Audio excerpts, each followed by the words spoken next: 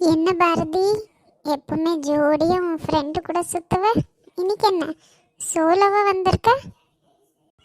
ஒன்றும் இல்லை மினி, அவள் ஒரு வாரமாக காலேஜுக்கு வரல, அதான். ஒரு வாரமா வரலையா?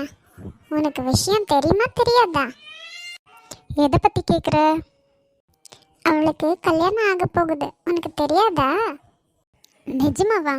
நான் அவள் ஏதோ சும்மா சொல்கிறான்னு நினச்சின்னு இருந்தேன். அந்த ஆதியும் ஆயிஷுவும் வேறு பார்த்ததா அப்படி சொல்கிறான்னு நினச்சேனே. சே அதெல்லாம் இல்லை, நிஜமாவே அவளுக்கு கல்யாணம் ஆக போகுது. நேற்று தான் பொண்ணு பார்த்துட்டு போனாங்களாம். இந்த விஷயம் உனக்கு எப்படி தெரியும்? நான் அவளோட க்ளோஸ் ஃப்ரெண்ட், எனக்கே தெரியல. நம்மளுக்கு எல்லா டீட்டெயில்ஸும் வந்துடும். மாப்பிள்ளை யார் தெரியுமா? சொன்னா ஷாக் ஆயிடுவேன். யாரு? நம்ம காலேஜில் படிக்கிறவங்க தான், நம்மளுக்கு சீனியர். ரகுவ தெரியுமா உனக்கு? என்ன, ரகுவா? ரகுவை எப்படி இவ கல்யாணம் பண்ண ஒத்துக்கனா? அவங்க ஒன்றும் சொல்லிக்கிற அளவு பணக்கார இல்லையே. அப்பனா அன்னைக்கு அந்த ஐஷுவும் ஆதியும் சொன்னது உண்மைதான் போல. என்ன சொன்னாங்க? அந்த ரகு ஃபஸ்ட்டு ஐஷுவை தான் போய் ப்ரப்போஸ் பண்ணதான். அவள் வேணான்னு சொன்னோடனே இந்த சௌமியாவை போய் ப்ரப்போஸ் பண்ணியிருக்கான். பாவம், அவங்கெல்லாம் நல்லதுக்கு தான் சொன்னாங்க. இவ தான் வேணும்ன்ட்டு அவங்க போய் சொல்கிறாங்கன்னு அவளை திட்டி அனுப்புனான். விடு, யாரோ ஒருத்தர் சொல்லியிருக்காங்கல்ல, இப்போ நம்ம போய் சொன்னால் கூட நம்மளையும் திட்டுவா ஆகும். ஆமாம், திட்டுறது மட்டும் இல்லை, நம்மளுக்கு அவன் மேலே வயிற்றுச்சலுன்னு சொல்லிடுவா. நம்மளுக்கு அந்த வம்பு? அவள் கல்யாணத்துக்கு கூப்பிட்டா போகிறது, இல்லைன்னா இல்லை. சரி வாடி, கிளாஸுக்கு போகலாம். என்னடி மினி, நீ ரெகுலராக கிளாஸ்க்கே வர மாட்டியா? உனக்கு இஷ்டம் வந்தப்போ வர. போடி, சரியான போரு. அம்மா, என்னம்மா சாப்பிட எதனா ரெடி பண்ணிங்களா இல்லையா? இதான் அடி ரெடியாச்சு, வந்து எடுத்துகிட்டு போவா. என்னம்மா செஞ்சீங்க? காலையில் பண்ண நாஷ்டா எல்லாம் காலியாச்சு. சரி, அவசரத்தில் என்ன பண்ணுறதுன்னு தெரியல, அதான் பருப்பு சாதம் பண்ணிட்டேன். சாப்பிடவா தானே ஐஸ்வர்யா? அதெல்லாம் சாப்பிடுவாம்மா, அவள் ஒன்றும் அந்த மாதிரி எல்லாம் கிடையாது. சரிம்மா, இதா சுட சுட இருக்குது, இதில் நெய் போட்டு சாப்பிட்டா ரொம்ப டேஸ்ட்டாக இருக்கும். நெய் ஊற்றி தரட்டா? சரிம்மா, ஊற்றிட்டா. உனக்கும் ஒரு தட்டில் போட்டு தரட்டா ஆதி? நீயும் சாப்பிட்டுக்கோ அப்படியே அவள் கூட சேர்ந்துன்னு. தனியாக சாப்பிடணுன்னா கஷ்டமாக இருக்குமா, நீயும் கூடவே சேர்ந்து சாப்பிட்டுக்கோ. ஆமாம், என்ன பிரச்சனையா? ஒரு மாதிரி இருக்கா? பாவம்மா ஐஷு. ஐஷுக்கு கல்யாணம் நிச்சயம் ஆயிருக்குன்னு சொல்லியிருந்தேன்ல, அந்த கல்யாணம் இப்போ நின்றுடுச்சாம்மா. என்ன, கல்யாணம் நின்றுடுச்சா? என்னடி, என்ன ஆச்சு?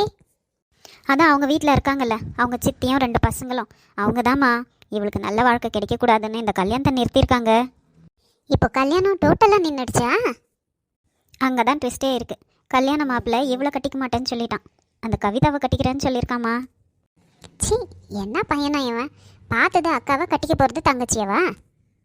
அந்த மாதிரி அந்த கவிதா பேசி மயக்கிருக்கா.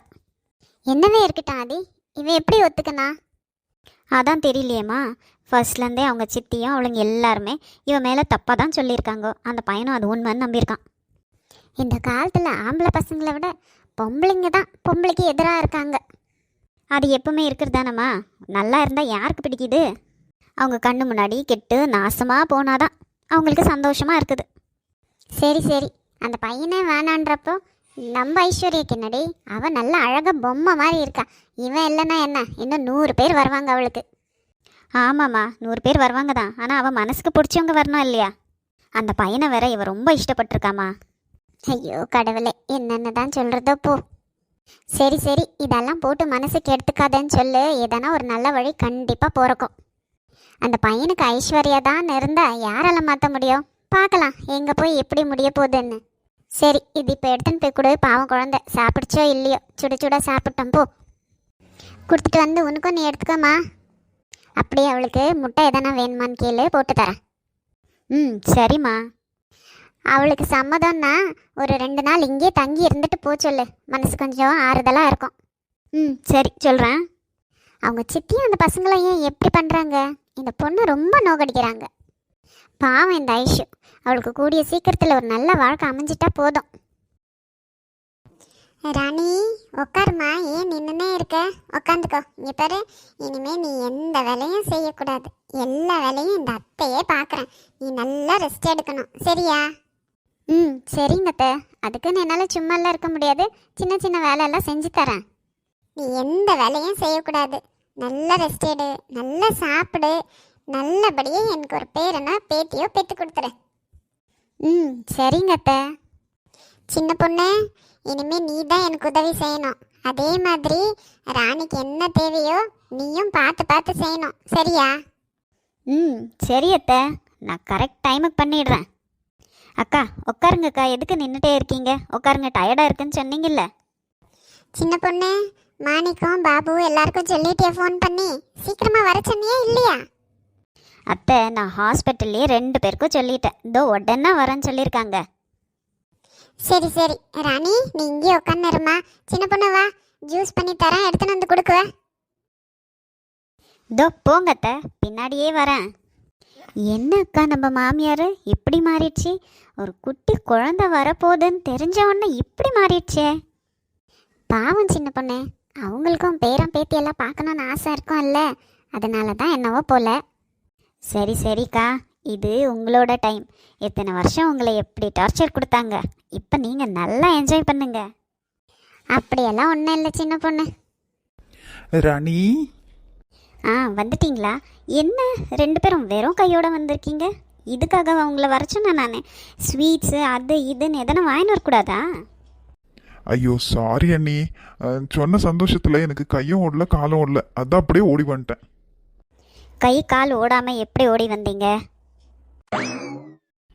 சும்மா இரு சின்ன பொண்ணு, சந்தோஷத்தில் வந்துட்டேன். இப்போ என்ன, ஸ்வீட் தானே வேணும், ஆர்டர் பண்ணால் வீட்டுக்கு எடுத்துன்னு வந்து தரப்போகிறாங்கோ. மாமா, உட்கார் உட்கார் ராணி. இனிமே நீ ஃபுல்லு ரெஸ்ட்டில் தான் இருக்கணும், எந்த வேலையும் செய்யக்கூடாது. ம் சரிங்க, அத்தை கூட அப்படி தான் சொன்னாங்க. நம்ம வீட்டுக்கு ஒரு குட்டி பாப்பா வரப்போகுது. நினச்சி பார்க்கும் பொழுதே இவ்வளோ சந்தோஷமாக இருக்கு ராணி. பாபு, இன்னைக்கு வீட்டில் சமைக்க வேண்டாம், சமைச்சு அன்னி தானே போய் சமைக்கணும். நீ வெளியே ஆர்டர் பண்ணிவிடு, விருந்து மாதிரி இருக்கணும் எல்லாமே. ஐயா, நான் நினச்சது நடக்க போகுது. இனி ஜாலி தான் வீட்டில். அக்கா பேரை சொல்லி நல்லா சாப்பிடலாம். ஐயோ மாமா, எதுக்கு மாமா வீண் செலவு? கொஞ்ச நேரம், ஒரு 1/2 hour கொடுத்தா போதும், நான் எல்லாம் சமைச்சிடுறேன். இப்போ தானே சொன்னேன் நீ ஸ்ட்ரெயின் பண்ணக்கூடாதுன்னு. நீ ரெஸ்ட் எடுத்துக்கோ, இன்னைக்கு ஒரு நாள் தான். இதான் ராணி. ஏன் ராணி நிற்கிற? உன்னை உட்கார தானே சொன்னேன். இதாம்மா, ஜூஸ் குடிச்சுக்கோ. அத்தை, என்ன அத்தை நீங்கள் எனக்கு இதெல்லாம் செஞ்சுன்னு இருக்கீங்க? என் மருமக முழுகாம இருக்கா, உனக்கு செய்யாம இன்னும் யாருக்கு செய்ய போறேன்? இந்த குடி குடி. ம் சரிங்க அத்தை. அத்தை, இதெல்லாம் ரொம்ப மோசம். உங்கள் பெரிய மருமகளுக்கு மட்டும் கொடுக்குறீங்க, எனக்கு கொடுக்கலையா? நீயும் சீக்கிரமா மாசமாவு, உனக்கும் இதே மாதிரி கவனிக்கிறேன். அம்மா, வீட்டில் வேலை செய்ய சமையல் செய்ய வேலைக்கார அரேஞ்ச் பண்ணுறம்மா. வானட மாணிக்கம், எதுக்கு வேலை செய்யறதுக்கு வேணும்னா அரேஞ்ச் பண்ண, சமைக்கலாம் வேண்டாம். என் மருமகளுக்கு நானே பார்த்து பார்த்து சமைச்சு தரேன். வரவங்க காசுக்காக எப்படி சமைக்குவாங்களோ, நம்மளுக்கு எப்படி தெரியும்? அதனால என் கையால் சமைச்சு கொடுக்குற, அப்பதான் எனக்கு நிம்மதி. ம் சரிம்மா. அப்போது பால் பாயசத்தோட மீல்ஸ் ஆர்டர் பண்ணிடுறேன். என்னங்க, வெஜ்ஜா? நான்வெஜ் இல்லையா?